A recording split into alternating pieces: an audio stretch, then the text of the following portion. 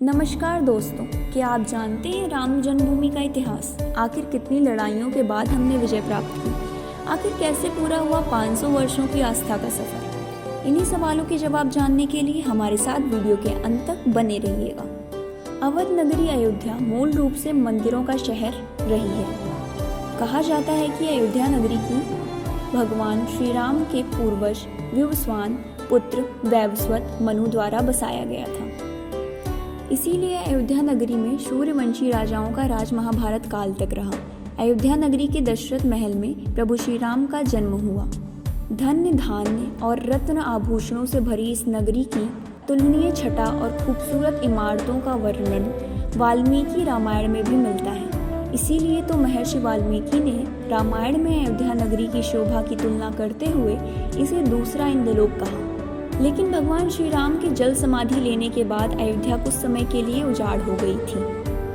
कहा जाता है कि राम जी के पुत्र कुश ने फिर से अयोध्या का पुनर्निर्माण कराया और इसके बाद सूर्यवंश की अगली 44 पीढ़ियों तक इसका अस्तित्व चरम पर रहा।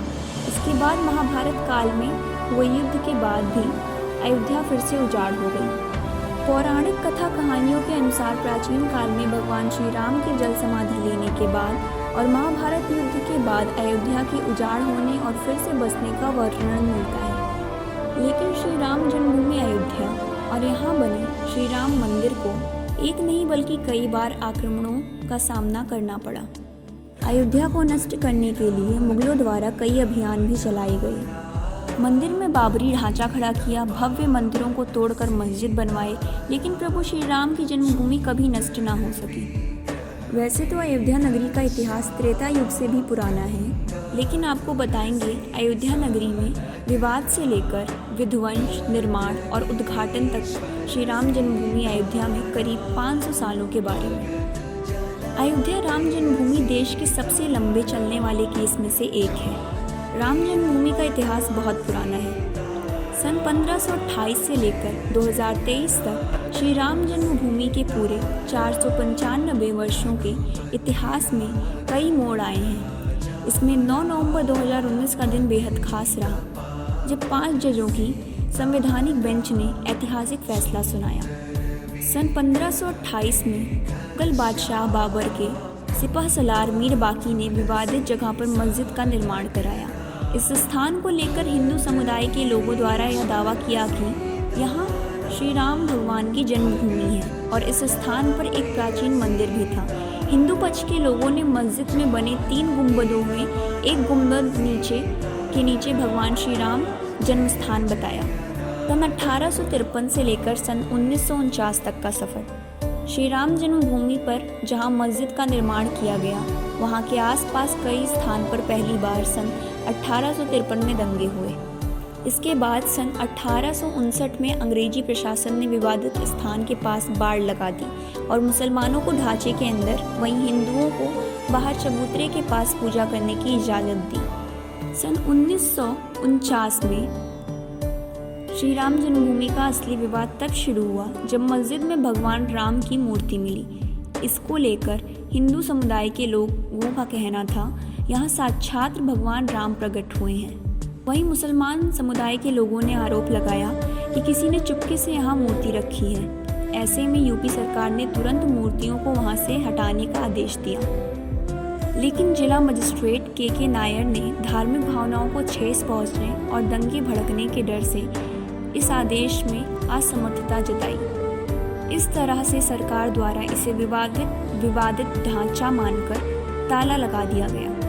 सन 1950 में फैजाबाद के सिविल कोर्ट में 2 अर्जी दाखिल हुई। इसमें एक विवादित स्थान पर रामलला की पूजा की इजाज़त और 1 फरवरी 1986 में यूसी पांडे की याचिका पर फैजाबाद में जिला जज के.एम. पांडे ने हिंदुओं को पूजा करने की इजाज़त दे दी और ढांचे पर लगे ताले को हटाए जाने का आदेश दिया।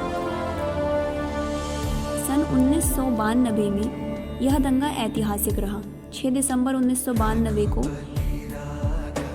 वीएचपी और शिवसेना समेत कई हिंदू संगठन के लाखों कार्यकर्ताओं ने विवादित ढांचे को गिरा दिया।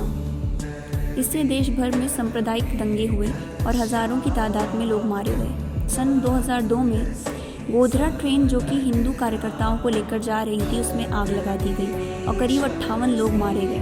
इसके बाद गुजरात में भी दंगे हुए और वहाँ पे 2000 लोगों की मौत हुई। सन 2010 में जब इलाहाबाद हाई कोर्ट ने फैसला दिया जिसके तहत राम जन्मभूमि को 3 बराबर हिस्सों में बांटने का आदेश मिला। सन 2011 में अयोध्या विवाद पर इलाहाबाद हाई कोर्ट के फैसले पर सुप्रीम कोर्ट ने रोक लगा दी। 2017 में सुप्रीम कोर्ट ने आउट ऑफ कोर्ट सेटलमेंट का आह्वान किया और भाजपा के कई नेताओं पर आपराधिक साजिश आरोप बहाल किए गए। सन 2019 में 8 मार्च 2019 को सुप्रीम कोर्ट ने मामले को मध्यता के लिए भेजा और 8 सप्ताह के भीतर कार्यवाही को खत्म करने का आदेश दिया। इसके बाद 1 अगस्त को मध्यस्थता पैनल ने रिपोर्ट पेश की और 2 अगस्त को सुप्रीम कोर्ट मध्यस्थता पैनल मामले में समाधान निकालने में कामयाब रहे। इस बीच सुप्रीम कोर्ट ने अयोध्या मामले को लेकर प्रतिदिन सुनवाई होने लगी और 16 अगस्त 2019 को सुनवाई पूरी होने के बाद फैसला सुरक्षित रखा गया। 9 नवंबर 2019 सुप्रीम कोर्ट के 5 जजों की बेंच ने श्री राम जन्मभूमि के पक्ष में फैसला सुनाया। वहीं 2.77 एकड़ विवादित जमीन हिंदुओं के पक्ष में आ गई और मुस्लिमों के लिए अलग से 5 एकड़ जमीन मुस्लिम पक्ष को मुहैया कराए जाने का आदेश मिला। 25 मार्च 2020 को पूरे 28 साल बाद रामलला टेंट से निकलकर फाइबर मंदिर में शिफ्ट हुए और इसके बाद 5 अगस्त को भूमि पूजन किया गया और अब रामलला जन्मभूमि पर एक भव्य मंदिर बनकर तैयार हो चुका है जिसका भव्य उद्घाटन और प्राण प्रतिष्ठा 22 जनवरी 2024 को की गई। इसके साथ 500 वर्षों की आस्था और संघर्ष के बाद सबका सपना पूरा हो। जय श्री राम। इसी के साथ हम वीडियो को एंड करते हैं। अगर आपको वीडियो अच्छी लगी हो तो लाइक करें और सब्सक्राइब करना चैनल को ना भूलें। नमस्कार।